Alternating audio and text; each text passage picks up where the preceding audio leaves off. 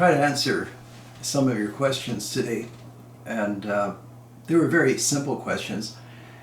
One of them was, what firearms resource book do I most often depend on? And that's an easy answer. I've been buying these gun digests for decades. Some people collect them. I probably have 30 or 40. This is the 2020 edition. And for those of you, especially in other countries, if you can't get other things, you can usually still get a book. And the Gun Digest covers just about everything. It's quite interesting. It was started by a gentleman named John Amber. Anyway, without getting into that, that answers that question. So when I need to know what's new or what's being produced, if you can't make it to the SHOT Show, I take a look at the Gun Digest, which by definition is historical, or else wouldn't be in print.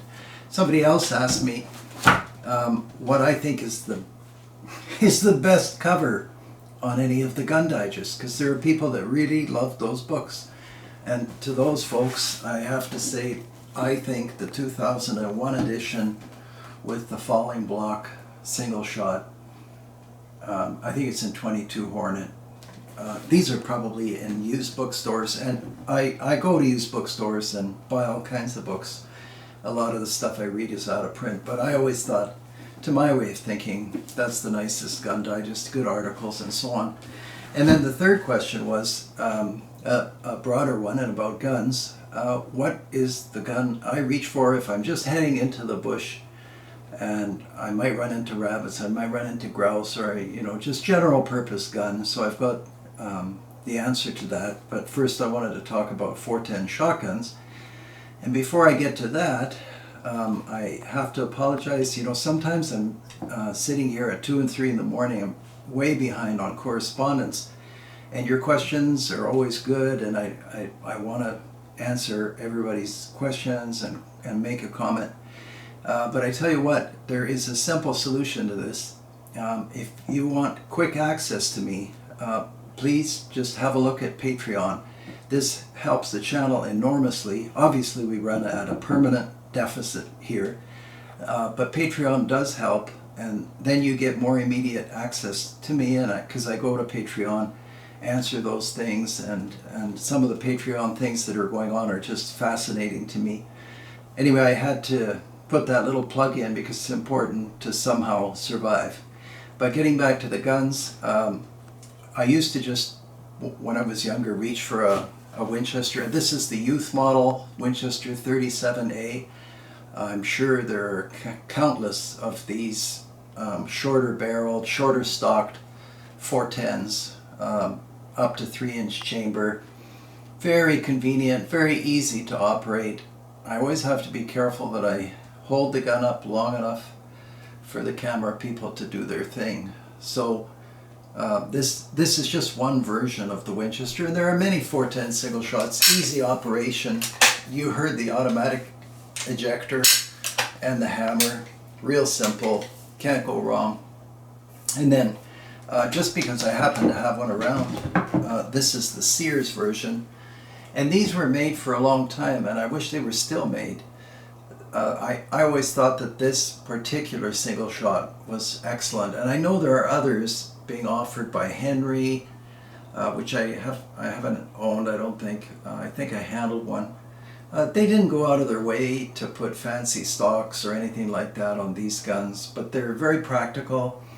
And in 410 especially, I think we made a couple of videos on the 410, and I described how capable that gauge is. It's remarkable.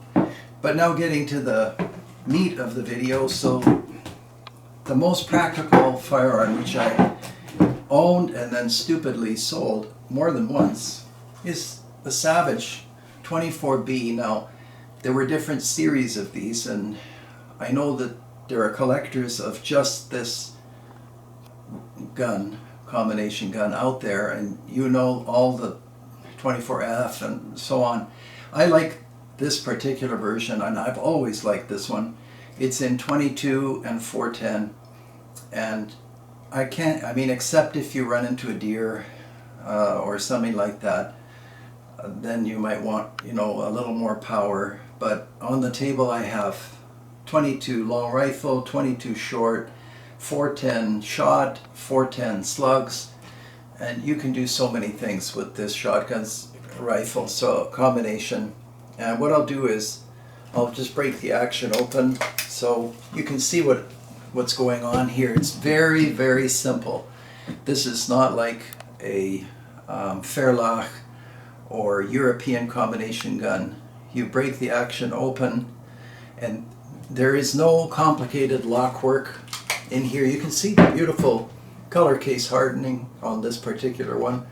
It's not exactly perfect, and I don't care. The 22 barrel and the 410 barrel are almost one piece, and some of you, or actually many of you, were writing me requesting this video, and I'm glad to be able to get one of these in the studio. They're hard to find. You can see I had to buy one with no butt plate, which I don't mind. I'll find a butt plate. But what an excellent firearm, and it was like going back in time to have one here again. So how do they work?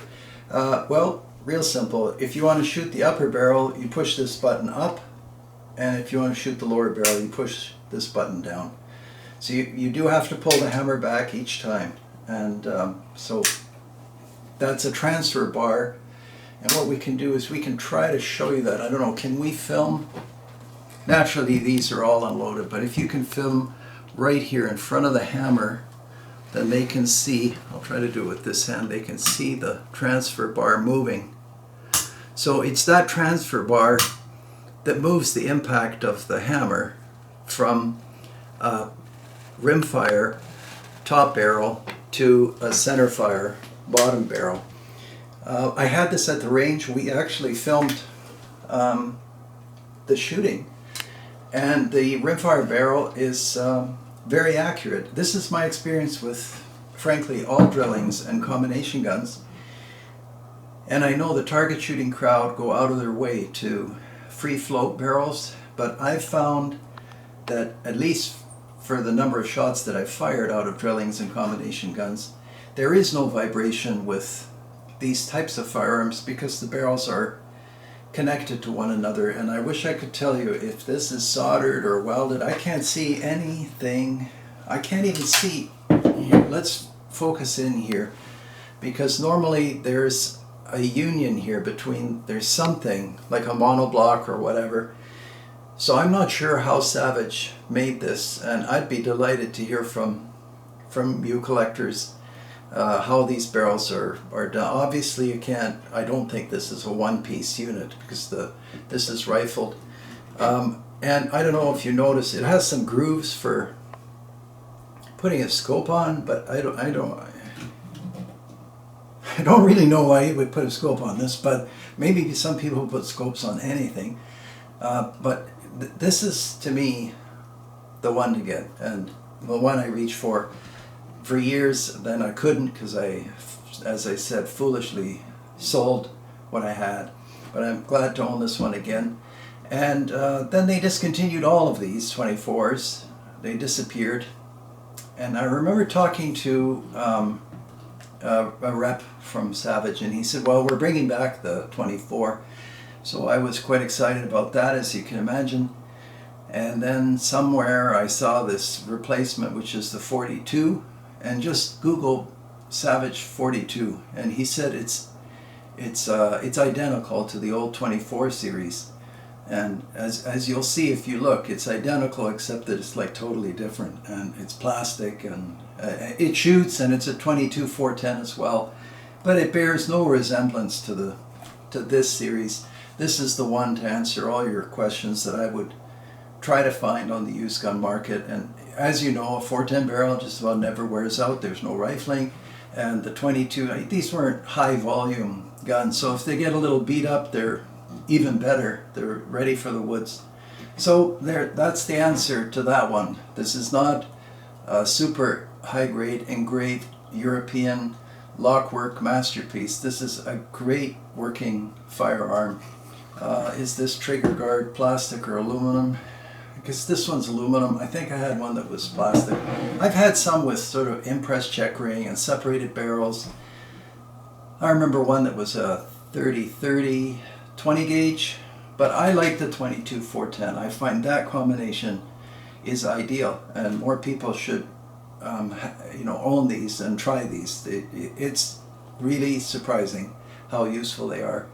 All right, I hope that we covered that ground, and like I said at the start, if you can help this channel through Patreon, and we can help one another, because I can get to your queries quicker, and then we'll stop this sinking feeling that I have. In any event, thank you very much for watching. Take care out there, and we'll see you on the next video.